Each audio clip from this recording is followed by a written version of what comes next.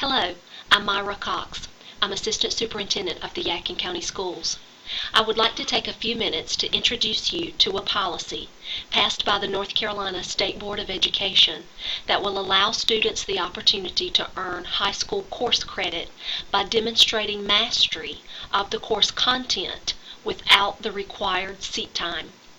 Whether you are a student, parent, or educator, the Wikispaces you see behind me will serve as your guide for understanding the policy as well as the process for earning credit by demonstrated mastery. To access this site, visit the Yadkin County Schools website at www.yadkin.k12.nc.us and click on Students in the banner across the top of the page.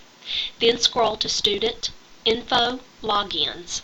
This will take you to a Symbaloo where the icon for the Yadkin County Schools Credit by Demonstrated Mastery Wikispaces will be pictured.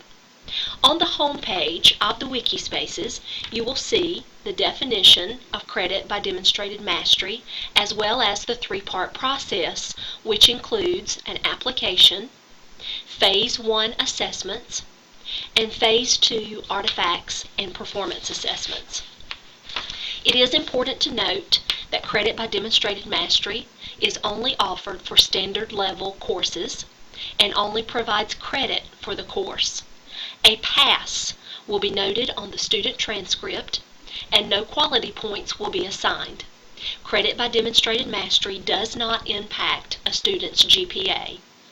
If you want to know more about credit by demonstrated mastery, use the buttons across the bottom of the Wikispaces homepage to navigate to other areas of the site.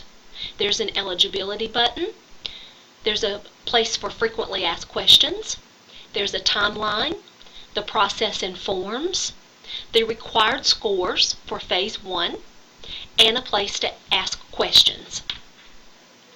Let's click on eligibility. This is an important page so that if you are considering applying for credit by demonstrated mastery, if you are interested in a CTE course, please note there are some exceptions. If it includes an internship, an apprenticeship, or some sort of clinical, or if it's an advanced studies CTE course, then you cannot earn credit by demonstrated mastery. Neither can you earn it for the English Language Learner courses, the Healthful Living required courses, or AP courses. It's also important to note that credit by demonstrated mastery is open to all North Carolina public school students in grades 9-12, and it is also offered for all high school courses offered in the middle school. Currently in Yadkin County Schools, the middle school offers Math 1 as its only high school course. When you're ready to return to the Wikispaces homepage, simply click in the left corner, Wiki Home, and now let's look at required scores. Students, if you are interested in applying for an EOC course to demonstrate mastery, please note that there is a minimum scale score for Phase 1, which is you will take the EOC, and you must score a minimum for Math 1, Biology, and English 2, and those scale scores are there for you. If you are interested in applying for a non-EOC course, then you must earn a 94 or higher on a locally made exam and a 93 or higher for the CTE post-assessment. Going back, we'll take a look at the timeline. Please note that all applications are due to high school counselors February the 13th. I won't read the remaining information on the page, but please go to this timeline to be sure that you are aware when the Phase 1 assessments will be given and how much time you have for Phase 2 if you are eligible to move forward, as well as when the results will be sent home to students and families. Next, we'll take a look at process and forms.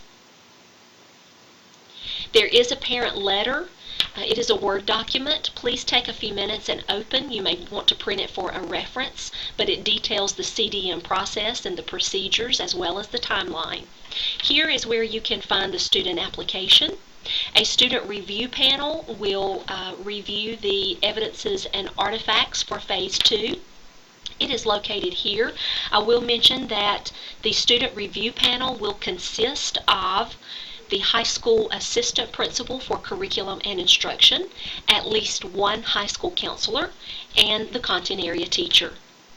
Under Documents, I encourage you to look at Phase 2 information. There's a nice flow chart for the full CDM process. There's an appeals process if students do not earn the credit by demonstrated mastery. There is an appeals process. The information is there. And then again, there's the student review panel process, just in a different format. And going back, if you want to attempt credit by demonstrated mastery, you're carefully considering that, I do recommend that you open up the frequently asked questions. These are various questions that have been sent to the Department of Public Instruction. They have been answered, and more than likely you have some of the same questions that are presented there on that page. And lastly, this is a page that holds a Google Doc, and if you have a specific question relative to Yadkin County Schools, you can complete the form, and we will be glad to get back in touch with you and answer any question that you might have. Students, there are fields for a parent name and a student name. If you, the student, will fill out the form, you can just put your name in both the parent field and the student field to submit. And again, my name is Myra Cox, and if I can be of any assistance, please do not hesitate to ask. My contact information is located at the bottom of the home page, and again, I can be reached by email or by phone. Thank you for listening.